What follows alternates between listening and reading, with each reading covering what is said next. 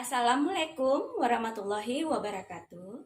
Bertemu lagi dengan saya, Ari Kanti SPD dari SMK Negeri 1 Calang, program keahlian tata busana pada mata pelajaran Desain Busana. Nah, untuk mengikuti pembahasan materi kali ini, langsung saja ya, kita masuk ke dalam ruang kelas. Pada pertemuan kali ini, kita akan membahas kompetensi dasar 3.5. Menganalisis desain busana kerja wanita dengan proporsi ilustrasi 1:9 sampai dengan 1:12 secara manual dan digital sesuai dengan syariah Islam. Adapun indikator pencapaian kompetensi 3.5, yang pertama, menjelaskan pengertian busana kerja. Kedua, memahami ketentuan dalam mendesain busana kerja yang sesuai dengan syariah Islam. Yang ketiga, mengidentifikasi fungsi busana kerja. Dan yang terakhir, keempat, menganalisis desain busana kerja muslimah. Tujuan pembelajaran yang ingin dicapai pada pertemuan kali ini menjelaskan pengertian busana kerja, merencanakan desain busana kerja yang sesuai dengan syariah Islam, menganalisis desain busana kerja muslimah. Lalu, apa materi kita pada hari ini? Materi kita pada hari ini adalah menganalisis desain busana kerja wanita. Namun sebelumnya, kita akan membahas tentang pengertian busana kerja. Busana kerja adalah busana yang dipakai ketika melakukan pekerjaan-pekerjaan yang sesuai dengan fungsi dan tugasnya. Busana kerja berbeda dengan busana sehari-hari yang dapat menerapkan berbagai model dan elemen sesuai selera dan keinginan pemakainya. Karena busana kerja lebih dekat hubungannya dengan fungsi dan tujuan penggunaan dari busana tersebut dalam kaitannya dengan sistem yang berlaku pada suatu instansi atau lembaga. Lalu, apa kaitannya dengan syariat Islam? Menutup aurat bukan berarti sekedar melapisi tubuh dengan kain, tetapi membuat kain yang menutupi tubuh tersebut benar-benar tidak akan menampakkan sedikit pun aurat wanita. Pengertian daripada aurat itu sendiri adalah seluruh bagian tubuh kecuali wajah dan telapak tangan. Oleh karena itu, meskipun busana muslimah dirancang mengikuti perkembangan mode, ketentuan untuk menutup seluruh tubuh kecuali telapak tangan dan wajah harus tetap dipenuhi. Ada dua ketentuan dalam mendesain busana kerja yang sesuai dengan syariat Islam. Yang pertama, menutup aurat untuk wanita.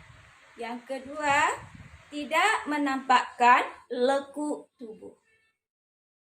Sekarang, mari kita lihat contoh penerapan desain busana kerja sesuai dengan ketentuan syariah Islam.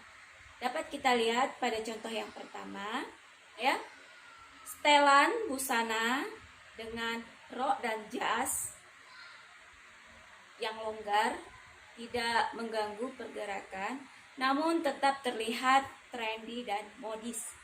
Jika tidak ingin menggunakan rok dan blazer, dapat gunakan busana terusan yang dinamakan dengan gamis, seperti pada contoh kedua.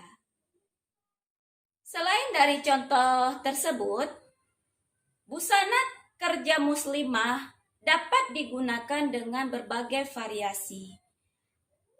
Yang terpenting, tidak melanggar aturan daripada syariah Islam. Apa itu yang tersebut tadi, yaitu menutup aurat dan tidak membentuk lekuk tubuh. Fungsi busana kerja itu sendiri adalah yang pertama, untuk mencapai suatu kesamaan dan untuk mengidentifikasi suatu golongan atau kelompok tertentu. Yang kedua, memberikan suatu pandangan atau identitas tertentu pada masyarakat tentang eksistensi dari suatu organisasi. Yang ketiga, dapat menghadirkan stabilitas dan efisiensi. Yang keempat, menghilangkan persaingan dalam cara berbusana antar sesama pegawai. Dan yang terakhir kelima, mencegah cara berbusana yang berlebih-lebihan yang dapat menimbulkan suatu pengaruh yang tidak baik terhadap profesi kita sebagai pekerja. Dalam mendesain busana kerja, perlu diperhatikan modal busana kerja itu sendiri. Yang pertama, busana kerja harus menunjang aktivitas pekerjaan. Dan yang kedua, serasi dan sederhana.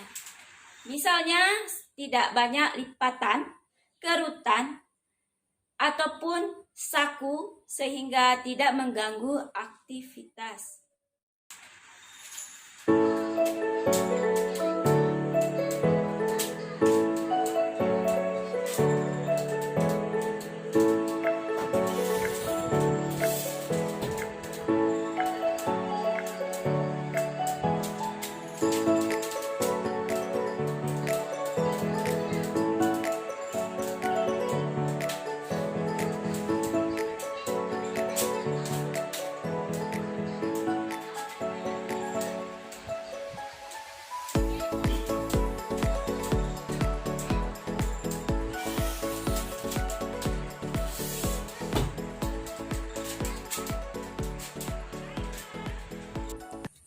Demikian pembahasan materi busana kerja pada pertemuan kali ini. Dan untuk praktek mendesain busana kerja wanita secara dinul Islam akan di-share pada video selanjutnya.